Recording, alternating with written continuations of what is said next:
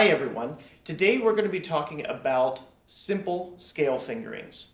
If you want to jump ahead just to do the playthrough of the two-octave scales, you can click on the link below for the next chapter. But first of all, I wanted to give just some background of the idea of how I do this. So for beginning and intermediate level bass players, one of the most important things I think you can have is knowing your two-octave scales cold, and that means being able to do the same fingering each time. It is helpful to know a variety of fingerings and know different ways of getting around the fingerboard. But all that being said, you still want to have a default fingering for each scale. You want this to be sort of the simplest fingering, the one that's most ergonomic, that you feel like you can do most reliably. Some people say it's sort of like if you woke somebody up at 2 a.m. in the morning and handed them a bass and they're groggy, they should still be able to play it. You need to know it that well. I know sometimes people will play scales and they say, well, sometimes I do it this way, and well, sometimes I do it that way. It's fine to do variations when you're doing it on purpose, but you want to have something that you can consciously do each time. So let me give you just a couple guidelines that I think are helpful. First of all, for the default scale fingering, I tend to keep everything in half or first position as long as possible. So pretty much going across to the G string. That would be the first thing. Obviously, when we do more complicated scale fingerings, we go higher up the lower strings. But again, this is just the easiest default fingering. Next thing, try to keep at least 2 notes in every position so that you're not doing a shift-shift. Every time you shift, in a sense, you get thrown off just a little bit, and hopefully just a little bit, but meaning that you feel a little less stable for a split second after you've made that move. Once you settle on that note, and I'm talking a matter of milliseconds here, not a few seconds. Once you settle on that note, it's nice to be able to do one more note in that position that you're already established in. If you shift to one note and then shift again before you're completely settled, pretty much you are measuring from an unstable position, and so you're more likely to be out of tune. Now, there's lots of places in music in the repertoire where we have to do this, and there are some places in the scales too where you need to do this, at least if you're not doing a pivot, if you're not doing the Roboth style pivot in some places. So once in a while you have to do it, but for the most part, see if you can get 2 fingers at least in every position, including in thumb position. There's a couple other things that you can think about. One is keeping a nice hand form, so hand frame, some people would call it. So just if you shook out your hand, that's pretty much your natural hand position. It's funny if you look at a baby grabbing something, even a baby who's only a few days old, their hand position is almost perfect, as we would talk about for string players. It's just natural curved fingers. So we want to go for something that's pretty similar to that up here. And then in thumb position, again, it's going to be a hand position that looks something like this, and then we'll vary it depending on whether you're doing whole step, half step, whole step. There's a couple different variations where you'll have different shapes of your hand, but it's good to be cognizant of that, to be aware of what your hand shape is in a given position. Also, when you're talking about hand form, make sure you're staying efficient. So you want to keep your fingers pretty much very close to the fingerboard as you lift them up. You don't want them, what some people call flyaway fingers. So you don't want your fingers coming way up as you move, because it's just not efficient. And as you start to get your speed faster, that gets in the way. You don't want to, boom, flying up in the air like that. So just keep them as close to the fingerboard as you can. Shifts are another thing to think about. Even when you're playing a slow scale, and we're going to do them in quarter notes today, quarter notes at 60, I should say.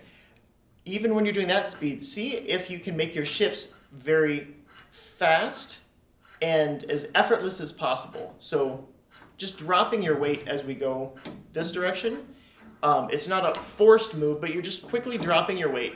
And what we're doing is we're practicing doing these quickly so that when we actually speed up, that idea of doing fast shifts isn't going to be a new feeling, that you're already going to start building that in. It also makes the shifts cleaner to have a quick and an immediate move there. We'll probably talk about shifts more in other videos. That's some of the main things. So today, again, we're just thinking about scale fingerings. You'll have a nice, make a nice tone, just make sure that's all going. But later on, there's other things we'll focus on that we can add to scales. As we said before, one would be fingering variations. So you learn the fingerboard and also just different hand shapes that you need in different fingering situations. Another one is bowing variations, where we'll do different bow strokes or just bowing patterns as you do a scale. And then the third is rhythmic variations, which I find fun, to both to work on your rhythmic skills, but then also just to change up where the shifts are and what groups the notes go in. But all those things, you don't want to do those until you still have a very stable fingering for all the major scales. So today we're going to go through the major scales. Quarter note equals 60. Play along with me. We're just going to go straight through the circle of fifths, starting on C, and then we're going to go through the sharp keys first. So C, G, D, A, going through the circle of fifths until we get back to C. So here we go.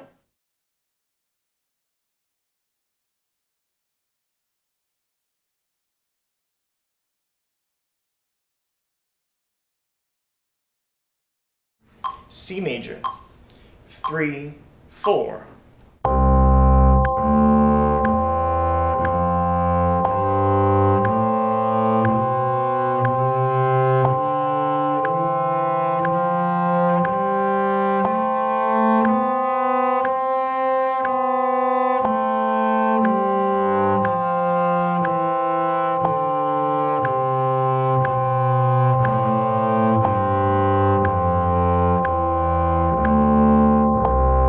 G.